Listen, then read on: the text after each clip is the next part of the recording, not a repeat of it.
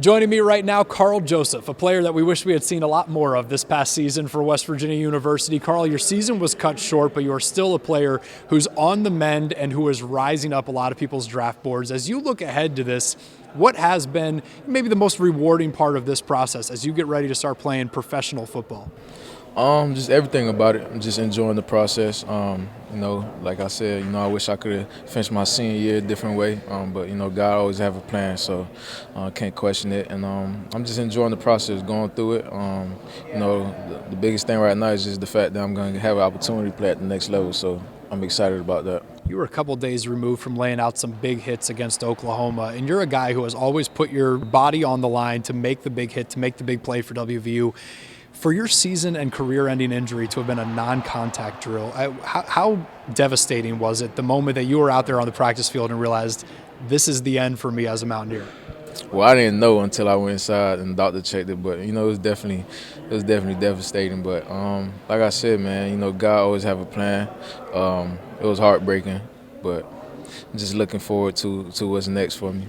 What was it like for you to watch your teammates pick up the slack, put on the number 8 on their uniforms, carry out your jersey? What was that like to see the way that they said, we're going to play for Karl from this point on? That meant a lot, just because, man, just show that they appreciate me. So, that meant a lot to me. I was in the hotel watching that Baylor game. The week I got my surgery, it was hard, just watching those guys out there playing. But just the fact that they showed they appreciated me as their leader, it meant a lot to me. You would see guys like Jeremy Tyler, and Jared Harper picking up the slack for you and filling in that position. As you look ahead to the future of this defense that loses a lot of guys, not just you, but essentially that entire secondary other than Drayvon Henry, how do you look ahead to this and see the future of it playing out for a team that loses a lot of defense but certainly prides itself on that side of the ball? I think they're going to be fine, man.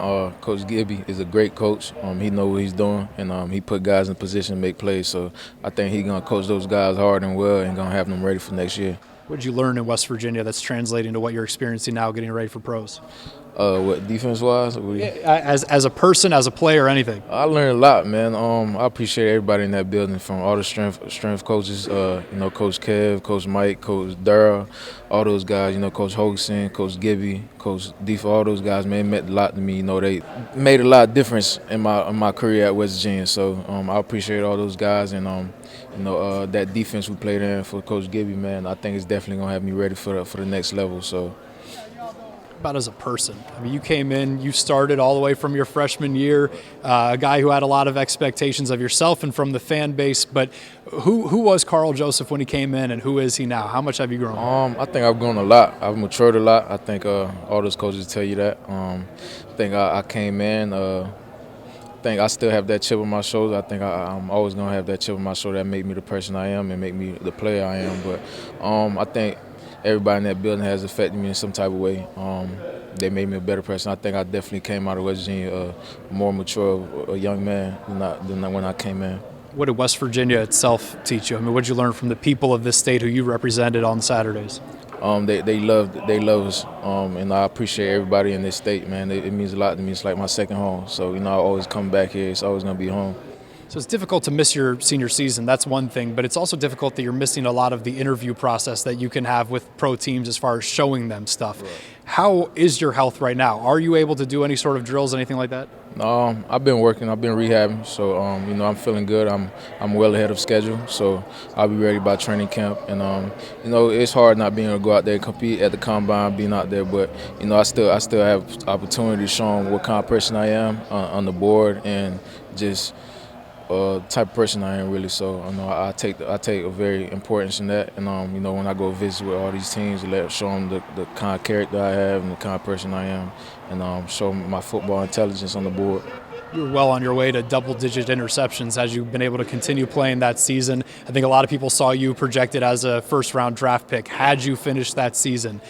How are the conversations going now as you try to get an idea of when will my name finally get called off the board? Well, hopefully I'm still a first-round draft pick, because like I said, I do think I'm the best football player in this draft, not just defense. But the film don't lie. I have plenty of film. It speaks for itself. So hopefully a team fall in love with me and see me as a potential player that can come in and make some plays for them, and So, you know, I'm looking forward to that. You know, I'll find out when you find out. That's true. He said that before we started the interview. I am going to find out when you find out, but he's going to get a phone call before I find out where you're going to be going. You know, you said that the film don't lie. That's absolutely true. We can see what kind of player you are. We've seen it from your freshman season. When you make that pitch, though, to a team, there are 32 teams out there that have seen the best athletes come through this sport. How do you convince them that you are the best player in this draft? Like I said, I mean, you know, my film speak for itself. You know, I'm a very humble guy, but, you know, I don't tend to say much. But when I say I am the best football player in this draft, I believe it because, like I said, my film don't lie. I have three plus years of film, and I'll put that against anybody else out there in this draft. And I think coaches notice that. So, you know, hopefully whoever give me a chance, I'm gonna come in and get healthy and contribute to the organization. Karl, it's been a pleasure. Thank you. Thank you, and good luck at the end of the month. This guy, well, you know, he'll always have the flying WV over his heart, but he's going to be wearing a different uniform in the NFL. Yes, sir.